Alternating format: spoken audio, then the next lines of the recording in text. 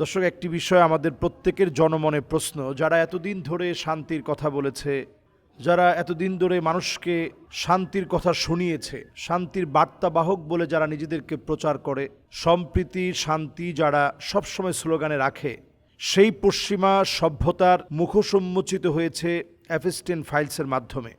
এই এপস্টেইন ফাইলসের মাধ্যমে পশ্চিমা সভ্যতার যে মুখোশ উন্মোচিত হয়েছে, এতে পরিষ্কার আমাদের কাছে যারা পিশাচ, ছোট ছোট বাচ্চাদের প্রতি যারা অমানবিক আচরণ করেছে, যারা মানুষকে যৌন চাহিদা চরিতার্থ করে মানুষের বর্জ্য খেতে পেরেছে, ছোট ছোট বাচ্চাদেরকে হাত পা বেঁধে যারা করে ফেলেছে, এই দৃশ্যগুলো চোখের সামনে যখন আসে সারা পৃথিবীর মানুষ চমকে উঠেছে। এটা ফাঁস করলো কারা? FBI এটা ফাঁস করে দিয়েছে। তাহলে জনমনে এই প্রশ্নটা তো আসা খুব স্বাভাবিক, তারা তাদের ঘরের এই নথিপত্র কেন ফাঁস করে দিল? তার মানে পুরা পৃথিবী একটা নতুন মোড় নিচ্ছে, টার্ন করছে নতুন একটা পৃথিবীর দিকে। এটা একদিকে যেমন তৃতীয় যুদ্ধের আভাস দিচ্ছে, অন্যদিকে আমেরিকার যে মোরল হওয়ার দীর্ঘদিন ধরে যে মোরল রীতি সারা পৃথিবীর উপরে চালিয়ে যাচ্ছিল সহ বিগত দিনে যারাই আমেরিকায় শাসন করেছে তারা প্রত্যেকেই কত কৃষ্ট চরিত্রের ছিল।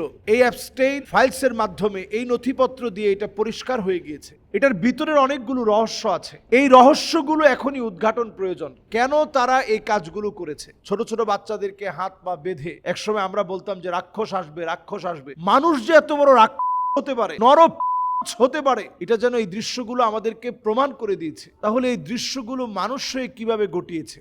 মানুষ হয়ে তারা ঘটিয়েছে শুধুমাত্র ক্ষমতার মসনদে বসার জন্য। যেখানে আমাদের পার্শ্ববর্তী দেশের শাসকের নাম বারবার এসছে, মুসলিম দেশের এমন অনেক শাসন যাদেরকে আমরা মুসলিম বলে জানি, কিন্তু সত্যি তারা মাজলুমদের পক্ষে কখনো কথা বলে না। ওই পাপীদের কথাও কিন্তু এই এপস্টেইন ফাইলসের মধ্যে আসছে। তাহলে এই এপস্টেইন ফাইলের মাধ্যমে আমাদের কাছে পরিষ্কার হয়ে যাচ্ছে মানুষ এই কাজগুলো করেছে শুধু ক্ষমতার জন্য, শয়তানকে খুশি করা।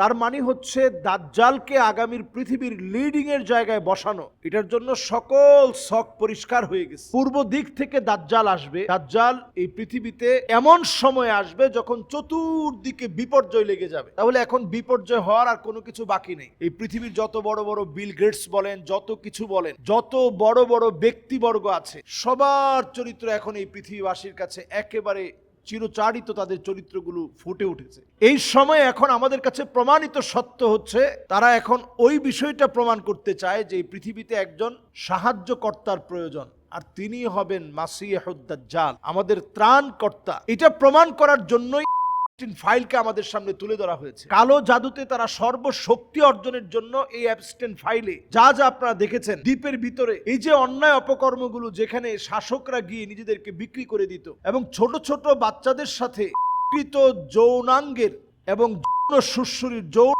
কর্মে তারা লিপ্ত হতো। কেন হতো? কারণ হচ্ছে শয়তানকে খুশি করার জন্য। আমরা অনেক আগ থেকেই আলোচনায় বলে এসেছি, সারা পৃথিবীতে তারা তাদের শক্তি, তাদের প্রভাবকে বিস্তার ঘটাতে চায়। সেই ইলুমিনাতির সদস্যরা সারা পৃথিবীব্যাপী তাদের শক্তি, তাদের শক্তিমত্তা, তাদের সাহস, এটার ব্যাপ্তি কি পরিমাণ হতে পারে, জেফ্রি এপস্টাইন এই এপস্টেইন ফাইলের মাধ্যমে এটা প্রমাণ হয়েছে। একটা ব্যক্তি, সদস্য একজন ব্যক্তি পৃথিবীর মধ্যে কত বড় বিপর্যয় ঘটাতে পারে।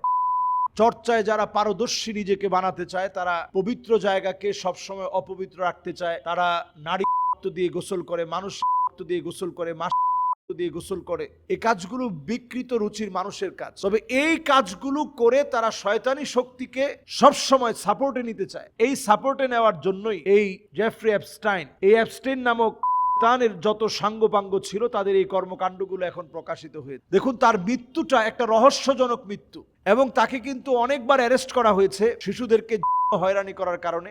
যেই আমেরিকার ন্যায় নীতির কথা বলে, আদর্শের কথা বলে, সেখানে তাকে কিন্তু মুক্তি দেওয়া হয়েছে।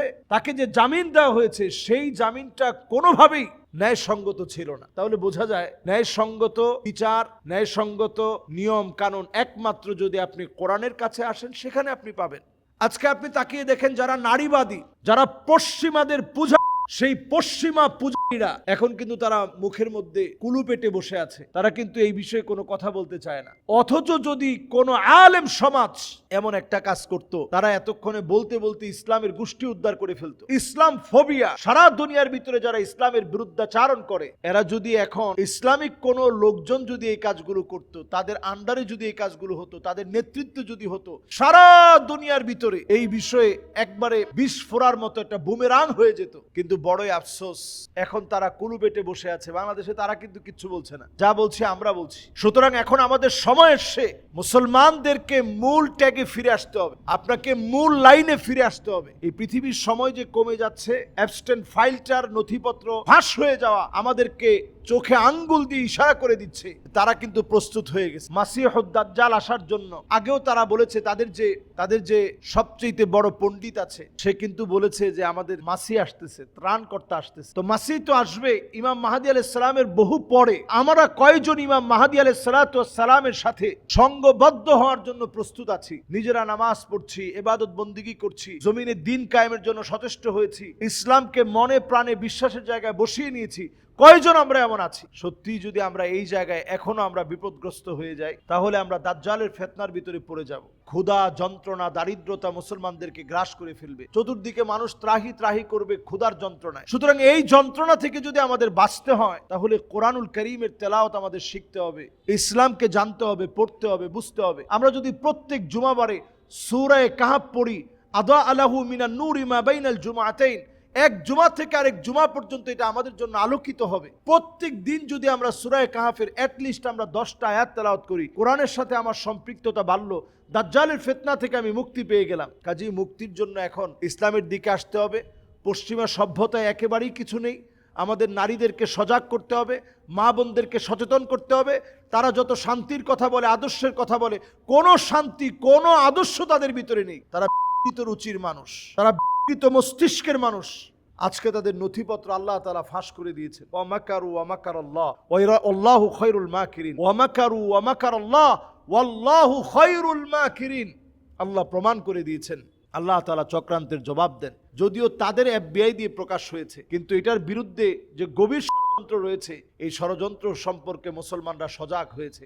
ইরানে তারা অচিরেই হামলা চালানোর জন্য একটা চেষ্টা করে ইরাককে শেষ করার চেষ্টা করবে। তুরস্কের উপরে তারা তাদের আক্রোশ মিটানোর চেষ্টা করবে। রাশিয়ার শক্তিকে কিভাবে ধ্বংস করা যায় সেই চেষ্টা তারা চালাবে। আমেরিকা, রাশিয়া, ইউক্রেন এবং দক্ষিণ কোরিয়া, উত্তর কোরিয়া, সারা পৃথিবীর ভিতরে তৃতীয় যুদ্ধ লাগানোর জন্য যা যা প্রয়োজন, সেই প্রয়োজনের মধ্যে ঘি ঢেলে দিয়েছে এই অ্যাবস্টেন্ট ফাইলস। সুতরাং আমাদেরকে সময় এসেছে সচেতন হয়ে, ঐক্যবদ্ধ হয়ে নিজেদের ঈমান রক্ষা করা, ঈমানের পথে চলা। আল্লাহ আমাদেরকে তৌফিক দান করুক।